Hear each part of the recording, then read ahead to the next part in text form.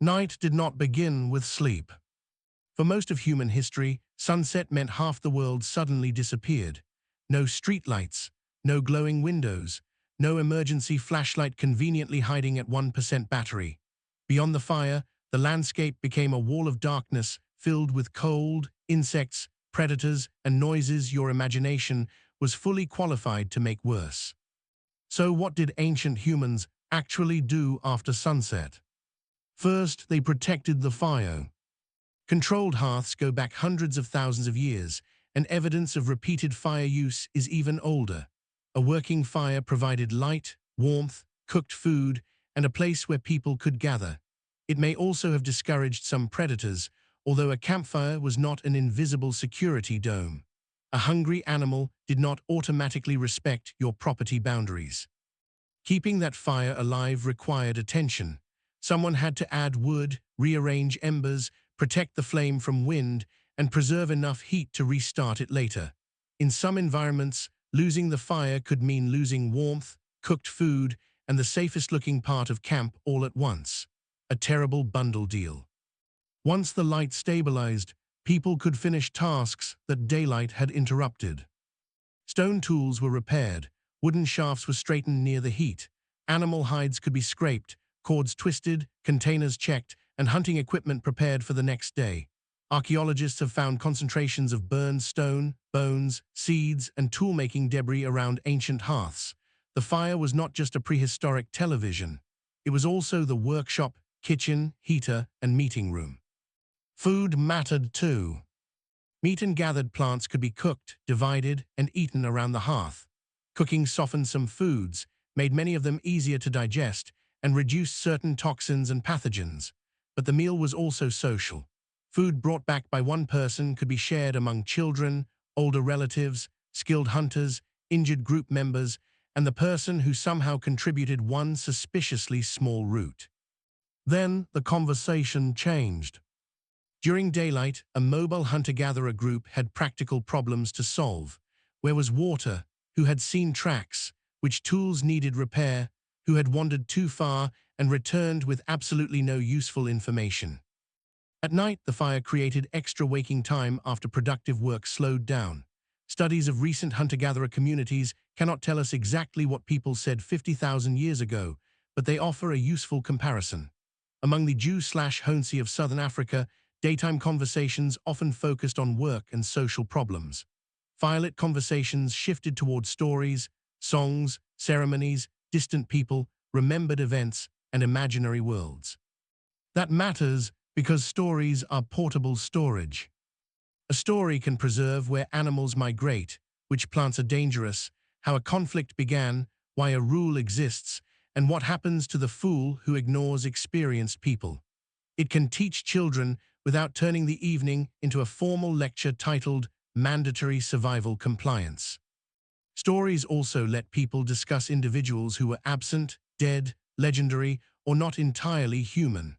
Around a small circle of light, a group could mentally travel far beyond the camp. Fire extended the day, but storytelling extended the community. Some nights probably became performances. People could sing, clap, dance, imitate animals, repeat familiar stories, or participate in rituals. Ethnographic records show that nighttime ceremonies among hunter-gatherers can involve healing, mourning, initiation, celebration, and encounters with supernatural ideas. Archaeology rarely preserves the sound of a song or the exact meaning of a dance, so we should not pretend every prehistoric camp followed the same schedule. But humans had rhythm, voices, memory, and fire. They were unlikely to spend every evening silently inspecting dirt. Other groups carried light away from camp. Deep caves contain paintings, engravings, footprints, charcoal soot, and the remains of lighting systems. To enter those spaces, Paleolithic people used wooden torches, fixed hearths, and portable lamps fueled with animal fat. These were not floodlights. A small flame revealed only part of the wall, made shadows move, and left the rest of the cave completely black. Imagine following someone underground while your torch spits smoke, the floor narrows, and every painted animal appears to move as the flame flickers. You are not seeing cave art in a museum. You are watching it emerge from darkness, one horn, eye, and claw at a time. Some cave visits may have involved art, exploration, teaching, ceremony, or several of these at once. The exact purpose often remains uncertain. The cave kept the images, it deleted the meeting notes. Eventually, people slept. They did not necessarily collapse the moment the sun vanished. Research on present-day hunter-gatherer populations shows that people often remain awake for hours after sunset, talking, cooking, and socializing before sleeping. Their average sleep duration can be roughly 6 to 7 hours rather than a perfect 12-hour natural sleep marathon. Sleeping arrangements varied by climate and place.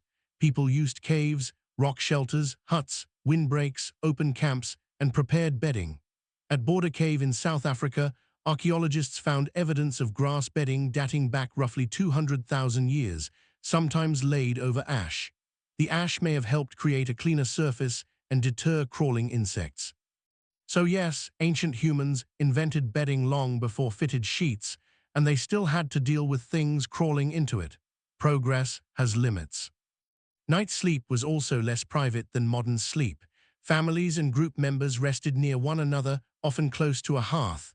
People woke at different times. Children stirred. Fires needed fuel. Weather changed. Someone heard movement beyond the light and immediately became the group's unpaid security department. A study of Hadza hunter-gatherers found that because individuals had different sleep timing, one or more people were awake or in light sleep through nearly the entire nighttime period. That does not prove ancient camps assigned formal guards, but staggered sleep may have reduced the amount of time an entire group was completely unaware of its surroundings. And above them was a sky most people today rarely see. Without electric lighting, the moon could transform the brightness of a camp. Stars, seasonal patterns, and the movement of celestial objects were available every clear night. Later traditional societies used the sky for navigation, timing, and storytelling, although specific prehistoric interpretations are difficult to recover. Ancient humans certainly looked upward. What they named the patterns is mostly gone. By dawn, the fire had become embers. The stories had ended. Tools were ready, food was packed, and anyone who had slept badly could begin another full day without coffee. Ancient nights were not empty gaps between useful days. They were working hours, social hours, dangerous hours, teaching hours, ritual hours, and finally sleeping hours. Fire did more than push back darkness. It created a small human world inside it.